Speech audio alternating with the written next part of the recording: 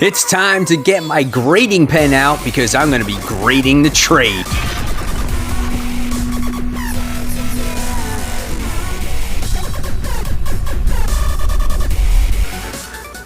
Hey, all my webheads out there, welcome back to Comic Book Corner 2.0. And fans, I'm your host, Mike Spider Slayer, helping you make decisions on what comics to buy. And today we're going to be doing another episode of Grading the Trade. That's right, fans. Recently, I bought this Monstress of Volume 1. Was recommended from my comic shop employee. And he said, Mike, you got to pick this one up. This one is a really good read. I'm sure you'll like it. So I said, why not? Got nothing else better to do, right, than to read these trade paperbacks these days with no new comics coming out. So I said, all right, John, I'll check it out. So I read it, and I'm going to give you my thoughts. We're going to put this on the overhead view, and I'm going to give you a final grade at the end. All right, guys, here we go. Monstress of Volume 1. So this is something that is definitely not in my wheelhouse, all right? I'm not a huge fantasy type of person, and this is what the vibe that I got from this particular book, okay? This one is written by Mahori Liu and Sana Takeda. I'm sorry if I said those names wrong. Okay, they're the team behind this one. Mahori, she actually has done like X-23. She's done a few X titles in general. She's done quite a few things over at Marvel. Now, the artwork in this book is absolutely gorgeous. When you flip through this volume, it's just absolutely gorgeous when it comes to like facial expressions, as you get to see here. You get to see some good battle scenes, as you get to see here as well. And just all the scenery, the characters with their facial expressions, the gore scenes that are in here when there's fighting, the monsters that are involved in this book. It looks outstanding. It's so breathtaking. And again, I think what I liked mostly about this book's artwork is the actual facial expressions. You can really capture their emotions when you're reading this book. It's just absolutely outstanding. It reminds me something out of anime. That's basically what I got out of this when I was reading this first book, okay? Really cool cover again, as you get to see our main character, who is prevalent on this cover here.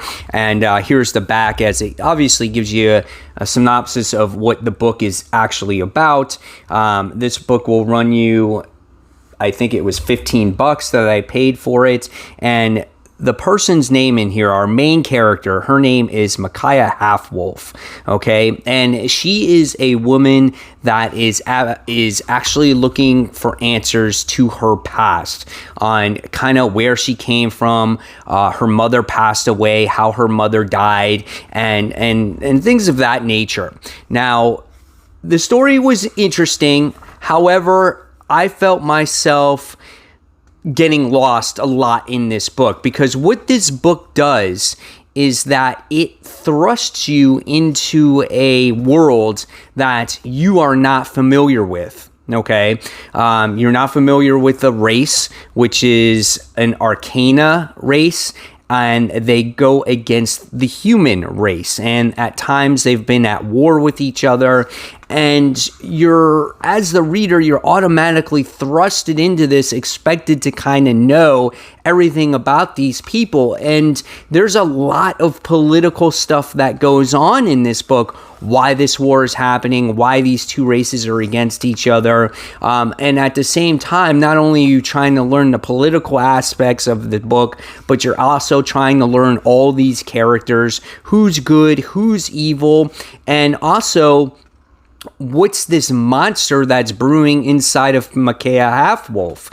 Now, that was the one thing that I found really interesting in the book and intriguing on why I would want to continue reading this book is the beast that's inside her.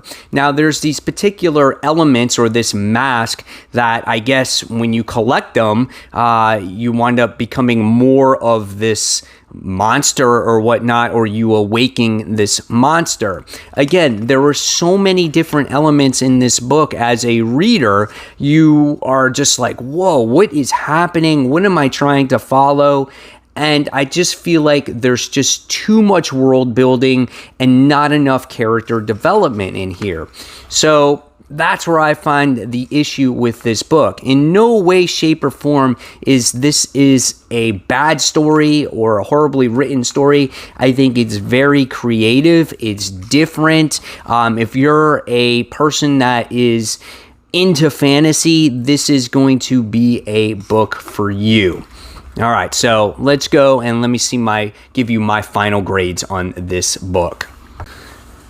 Okay, so now for our grades. Let's start with the easy thing, the artwork. I'm going to give the artwork an A+. This artwork was outstanding. The coloring, the layouts, all that stuff was absolutely gorgeous. The thing that really catches my eye in this book is the facial expressions from the characters. They really help tell the story of what's going on with the character by their facial expressions. The creativity when it comes to the characters, it's absolutely gorgeous. Does remind me of an anime-ish type of style, but it definitely was A+ when it came to the artwork. It was so gorgeous to look at this book, and it makes me want to continue it by just the mere artwork alone. Now let's go to the story. Okay, so the story is a very complex story in my opinion. Now maybe for more educated people, more than me, they might get this story. Or if they're into fantasy-like stories, this is something that you may really enjoy. Okay, but the thing that I did not like about this story is that it jumped around a lot. You were introduced to our main character, who is Micaiah Halfwolf, and there's this very intriguing story about her. But I feel like at times they tried to intertwine too many things in this book, where it's a very heavily world-building type of book, where you're learning about these characters, you're learning about this federation, you're learning about this war that these characters are in. So it's very political in many ways, and you find yourself getting lost in that between the story of Micaiah and this world. Also, Micaiah has a lot of supporting characters in this book, and you don't know who's going to stick around or who's going to be by her side, and if they're good or if they're bad, or actually where these supporting characters actually came from. There's this one character by the name of that she calls Fox, but you really don't know anything about her.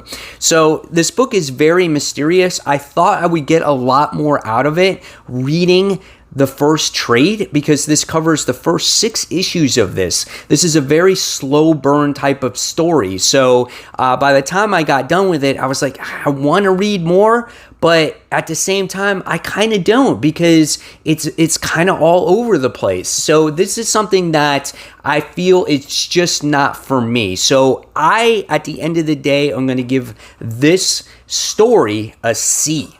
So what is my final grade for this book? Well, I think at the end of the day, I'm going to give it a C. I thought that the artwork was gorgeous, and that kept me intrigued. The story is interesting, but I get lost in many ways, and I just find myself backtracking many times just to find out or to remember what is going on and what person represents here and what person represents there. So again, at the end of the day, I'm giving this book a C. So guys, hopefully you enjoyed this episode of Grading the Trade. So I'll leave you some other content here. Guys, until next time, this is Mike Spider Slayer signing off, and thanks for watching, everyone. Take care. Bye.